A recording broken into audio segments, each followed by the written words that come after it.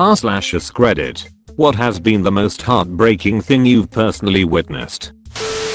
Today, while at work, library, a man came in, and one of our regular patrons, a teen who's probably 15 or 16, came running up to him and gave him a hug. Turns out, the man is the teen's father. Now, through 2 years of seeing this kid almost every day, I know a few things about him. He's in foster care, his mom died last year, he grew up on the streets, he was abused by several of his mom's boyfriends. So I was surprised to see he had a dad, honestly. But it became quickly apparent, to everyone else, that the dad wasn't that into seeing his son. But the boy could not see that. He was talking all about his life, his group home, his younger brothers, etc. Then he says, "Why don't we go to lunch? Let's go to Wendy's right across the street." The dad goes, "Sure, let me go get my wallet, I'll be right back." And he walks out the door and doesn't come back at all. This kid stood in the middle of the library for like an hour, then went back and forth between us and Wendy's for the rest of the day. A co-worker and I ended up sitting in the parking lot with this kid for like 2 hours after we closed, just letting him cry. This is a teenager who has seen and experienced the very worst things, many of them probably at the hands of his father, and yet he wanted so desperately to be part of his life. I've literally never felt so gutted in my life. All I want to do is tell this story to Liam Neeson, see the rage simmer, and then set him loose on this scumbag. Shit, okay, here shows my age, but as a cool kid say, whatever. Back in about 1992, I was walking to a friend's place when with no tire scream, there's a horrific car crash. I ran over to see a car had T-barred another at a roundabout. Canberra is full of them. Seeing as it was about 1 AM, and at the time this being nothing more than a sleepy hollow, a few people came out to investigate. At this point, my street, John's training kicked in, and I told someone to go call an ambulance. The situation is thus, the driver who rammed the other car smells like a brewery and is dead. He's also the driver who caused the accident by pushing through the roundabout. I get to the other car, and there's a girl, she's pretty messed up. The steering column has punctured her in the chest, there's blood everywhere, there are no crumple zones, so her own car is smooshed against her. I tell her that I know first aid, and that I'm not trying to grope her as a joke, trying to figure out the extent of her injuries. But I can feel all her ribs on her left side fucked up, and even at the lightest tough, she's hurting. So I start talking to her, saying everything's alright, well it's not, but the ambulance is coming, and start making shitty jokes at her to keep her awake. Then I hear the ambulance in the distance, and tell her she's gonna be alright. She looks me in the eye, and says, "Why didn't I meet you earlier?" and dies. Turns out, 30 seconds can be an eternity. My mother died in July 2009 from a massive heart attack.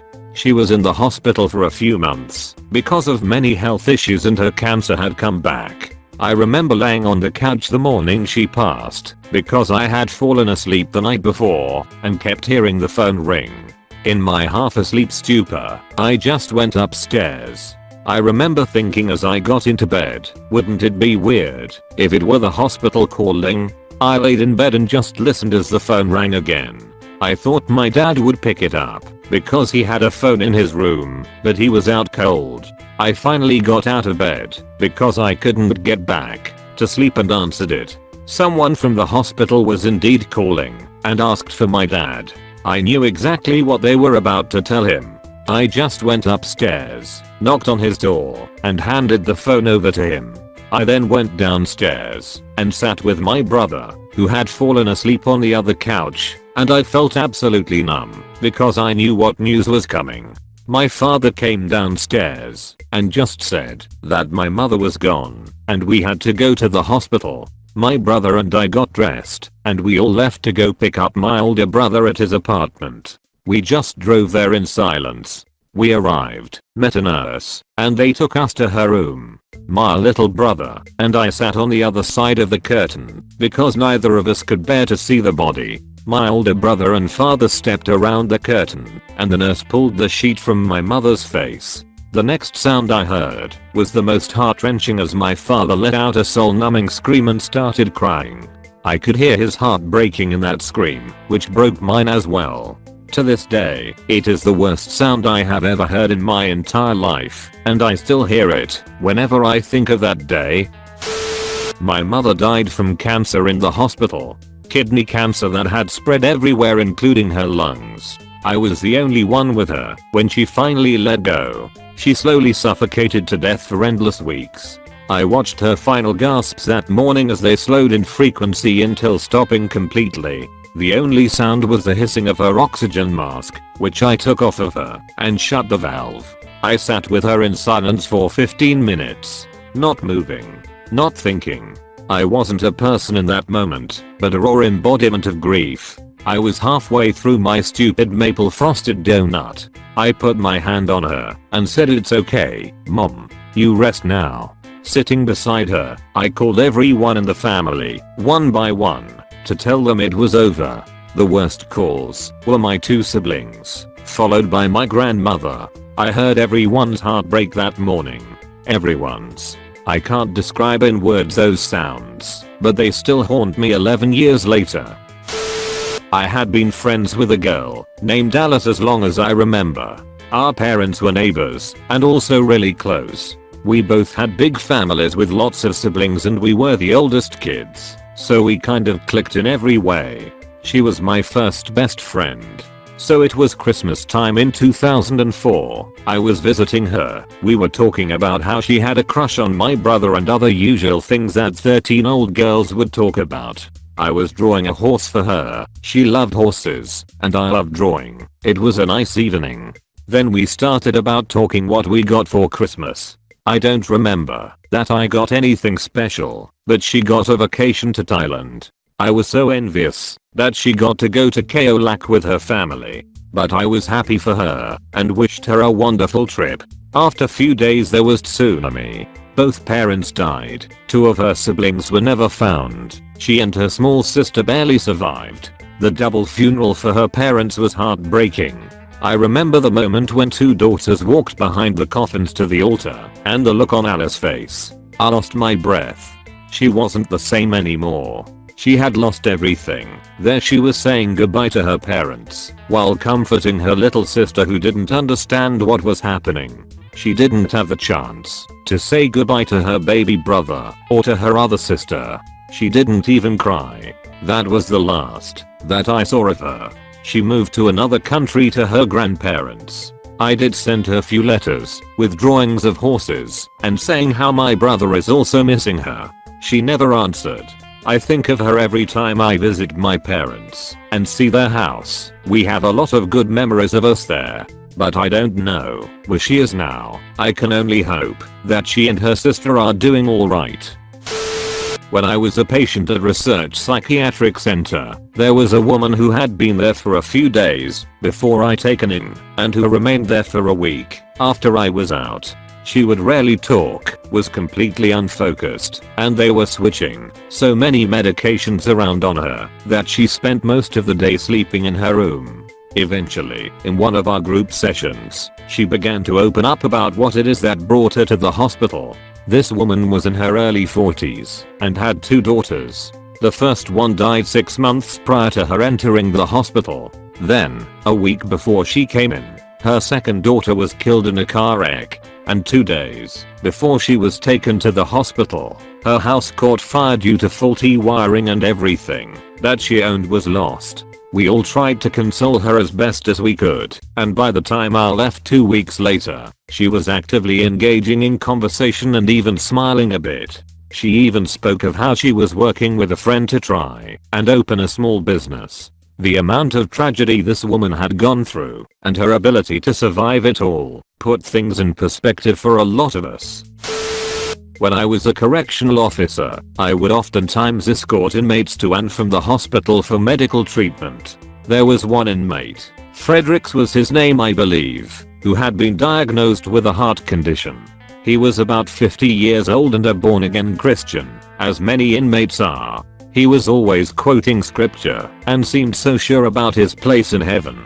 Over a period of about 6 months he shed about 150 to 200 lbs. He went from being a relatively heavy-set guy to skin and bones.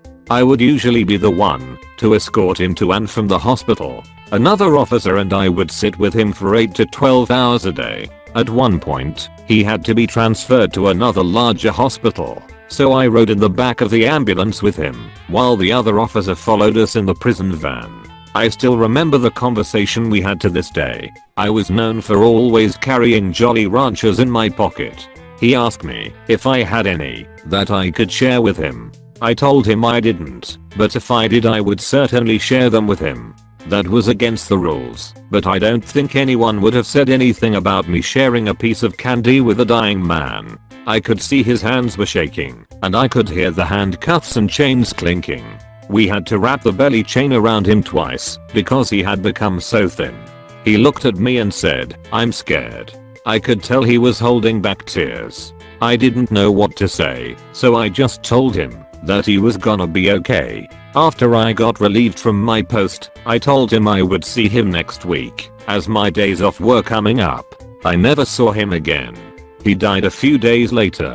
I heard the state buried him because no family ever showed up to claim the body. I wish I had been able to give him some of my candy. I was 8 or 9, riding in the backseat of my dad's car on a really rainy day, heading home from my grandma's house. We pass this bus stop, which is right across the street from a McDonald's, and has a stoplight between the two. We are stopped at a red light next to this bus stop, and I'm watching this father and son trying to cross the street to get to the stop with their bag of McDonald's, in the heavy rain with no umbrella. The dad let the kid run ahead, so he could get under the little shelter thingy before our light turned, and they wouldn't be able to cross safely. So the dad is stuck on the other side of the road as the cars start to move, and the poor guy gets hit with a tidal wave from a car passing him. Completely soaks his food to the point where the bottom of the bag fell out. I will never forget the look of defeat he had on his face, standing there soaking wet, having just lost his and his son's dinner, and then they still had to wait for the bus. I think that was the first time I ever empathized with someone I didn't know. I felt so terrible for him. A few months ago my stepdad, the only father I've ever known, told me he had to go into hospital for a few tests, nothing major. Within a few days, the doctors informed me and my mum that my dad had to have a small low-risk operation. No one was too worried, but for some reason I just couldn't stop crying, which is completely out of character for me. I remember seeing him off before he went into surgery, where he looked into my eyes and told me he loved me and to look after my mum. I was being terrible and harassed my mum to take us home to get some rest before my dad came out again, only to get a call from the doctors to say the operation had been delayed and my daddy wanted to see us. Unfortunately, by the time we got to the hospital, he was already taken in. They said it would be an 4-hour operation. It was after the 6th hour we really began worrying, and when he came out, we were told he was in intensive care due to some unforeseen circumstances. We waited by his side for days until eventually, very early in the morning, I watched his heart monitor flatline and his lips turn blue. I think the worst part about it was that I denied him the chance to see us one more time because I was tired. He was scared, and we weren't there for him. The most heartbreaking moment was walking out with a bag full of clothes when only days before, I walked in with the most amazing dad. Thanks Reddit, I really needed to let it out, but I don't feel as if I can talk to my friends about it, as a lot of them abandoned me when they realized I didn't have the motivation to go out anymore. And I don't want my mum to think I'm too hurt by it, because she's only just begun to recover and needs me more than ever. Honestly, I really appreciate it.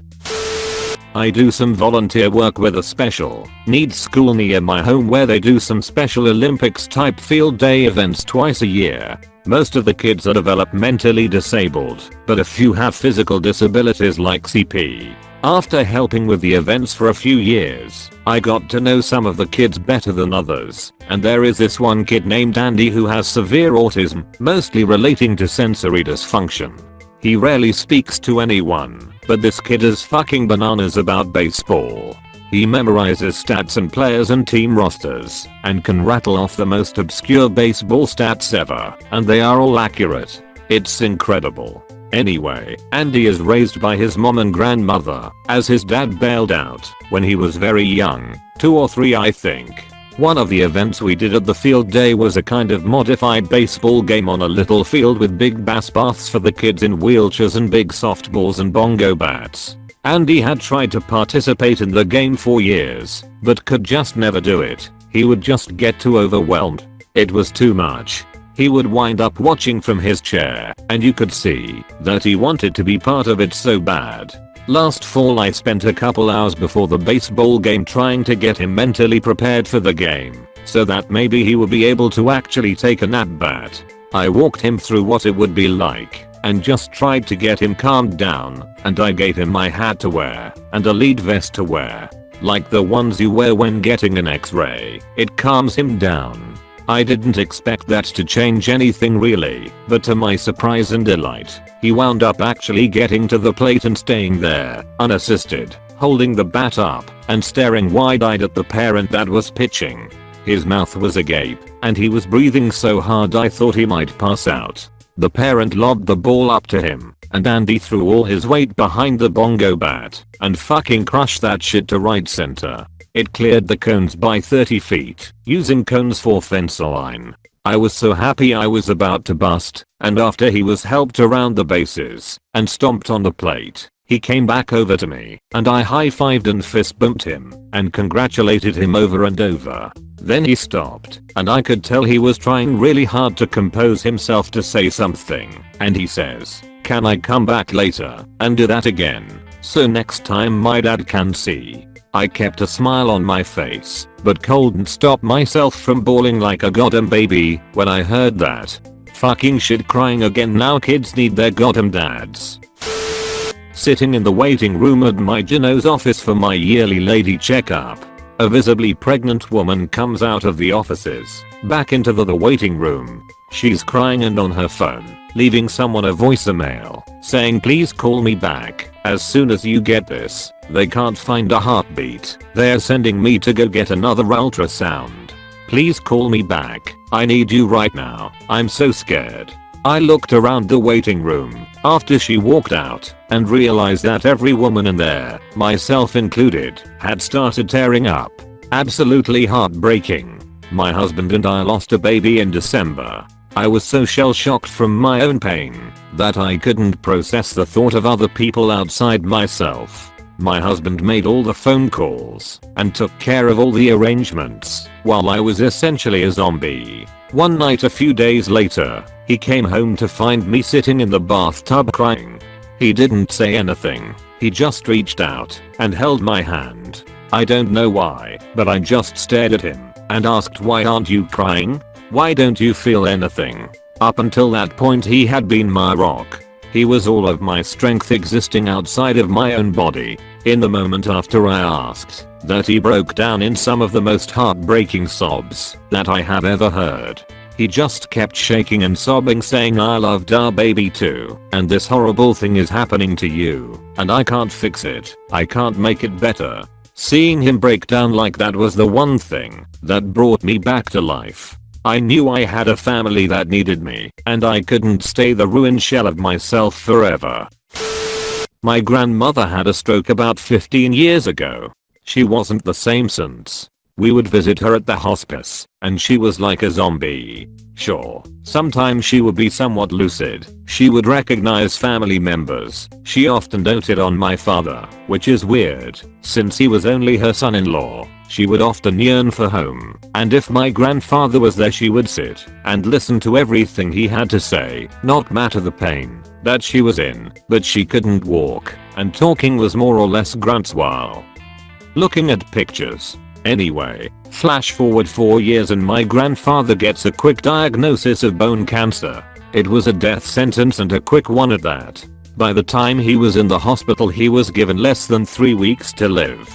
We did what we could to get him into the same hospice as my grandmother, but they couldn't work fast enough, and he passed away within 10 days. Per my grandfather's wishes she was never brought to see him in the hospital. My mother, aunts, and uncles held a private viewing just for my grandmother. She kind of knew what happened. She acknowledged to my mother that she knew that he was dead, but she remained stoic on the ride to the funeral home. She was wheeled in and up to his casket, and it seemed to hit her. He was gone. She, for the first time in 4 years, actually stood up and reached into his casket to kiss him. It was like the physical horrors that she suffered didn't happen. She held his hand for 10 minutes, crying, saying love you, I miss you, and see you soon. When she said it, it wasn't perfect, but you understood what she said, and that was incredible to us. After that she calmly got back into her chair and she asked to go home. She meant a real home, and we knew it. So we did it. My uncle carried her up the stairs and put her to sleep in the bed that she shared with my grandfather for 46 years. They were married for 50 years when he died, but she spent 4 years in the hospice. My mother, my aunts and my uncles stayed with her while the grandchildren and the in-laws went to the interment. The whole experience brings me to tears just thinking about it. I don't think my words did it justice. I was driving down my street one day, and there was a dead bunny in the road. Right next to it, there was another bunny, just looking at the dead one. I had somewhere to be, so I couldn't stop. About 3 hours later, I'm coming home, and still, the bunny's looking at the dead one, in the exact same spot. I can't be sure, but I have a feeling he never moved. I went home, and got some lettuce, then walked back to the bunny. I was sure he was going to bolt, but he stayed still. I sat down, gave him some lettuce, and talked to him. He ate the lettuce almost absent-mindedly, just staring at the dead bunny. You could almost see the sadness in this little guy's eyes. After about 10 minutes, I decided to give him some privacy. As I got up to go, I noticed, in the mess, that was the dead bunny, were what looked like little baby bunnies. The poor thing had been pregnant. I cried as I walked home. The next day, the road people had gotten the dead bunny, and the guy I gave lettuce to had gone. Broke my heart. This happened to my sister, who described it when she was still very upset and shaken about it. She was 22 at the time, studying to be a teacher and putting herself through college because her parents are manipulative pieces of shit. She was at a busy intersection at a red light. An elderly gentleman was driving, and suddenly he was knocked from behind by another bigger car because he slowed down a bit. The car proceeded to start to somehow flip over, and the elderly man was ejected from the car. He wasn't wearing his seatbelt. My sister, knowing CPR and was certified on it, got out and ran over, as did multiple people, to check on him. No one else knew CPR, and he wasn't breathing. So she performed CPR on him for a long 15 minutes trying to help this guy. Eventually an ambulance came and took him away. She learned later that night he was pronounced dead. I listened to her tell me all this, and I could tell how sad she felt. She was sobbing on the phone and talking to me all night about this guy. She wished he would lived. How if things would have been different, maybe he would have lived, and maybe she didn't do a good enough job to save him. I just comforted her as best I could. She never talks about it now. It affected her for a long time. My mother was sexually abused as a child by her stepfather because her mother told him to. My dad, myself, and the rest of my family just found out about this a little over a year ago. The night we all found out, she began texting me before it all came to a head saying I shouldn't come home, and that her and my dad, who absolutely never fight, this night is one of 2 or 3 of their actual fights, were getting a divorce. I'm panicking as I head home. Once I'm home I try and sort things out and figure out what's going on. The fighting and yelling escalates. Mom says she doesn't love dad anymore, and he leaves, as in not coming home again, leaves. I'm completely baffled because the things she is saying don't make sense. Anytime I try to defend dad, she turns on me. Almost completely out of the blue she begins wailing and sobbing. It was the most torturous sound I've ever heard. She nearly collapses to the floor and she's pushing me away, crying about how she is dirty and doesn't want to contaminate me. Eventually she says enough, that I've put all the pieces together and someone has called dad. It's impossible to describe how much that one moment destroyed me. To see my mom so broken and hopeless. Thankfully my dad was only about 5 minutes down the road and came home soon. My mom is in therapy and doing much better. So basically the most heartbreaking thing I've ever seen was watching my mother relieve her childhood abuse. Not a specific incident, but watching my brother grow up. He has Duchenne muscular dystrophy, DMD, which is a degenerative muscle disease. Kids usually in wheelchairs when they are 8 to 10 and pass away in their early 20s. My brother, thanks to alternative therapies by my parents and really good medication from the doctors, is 16 and still walking. Literally considered a walking miracle, almost unheard of. However, having been on steroids since he was 5 means he's 4 feet tall. All his friends are 6 foot. He's a real trooper, pushing himself, never giving up, trying to live life normally. There is nothing wrong with him mentally, but essentially he is a 16 stuck in an 11-year-old's body. What killed me was watching this brave little boy being bullied at school. Bullied so mercilessly that he would collapse from stress, exhaustion, and anxiety. Got literally so bad that he developed serious heart problems. A heart problem with kids with DMD can be killer. So essentially he was being bullied so badly they were almost killing him. So we as a family, having watched him overcome all his physical diversities, had to watch him deteriorate because of a handful of miserable shitty fuckers got a kick out of destroying a kid's life. Just him coming home every day and sobbing so helplessly was heartbreaking. On top of all that, he still deals with people treating him like a kid because he looks so young. He just had his first uni lecture and the lecturer asked him what he was doing there. She thought he was someone's tag-along kid, not a student. Just one thing he said really sticks in my mind though. He has a girl he was been friends with since nappies, and her family took him on a holiday especially accommodating.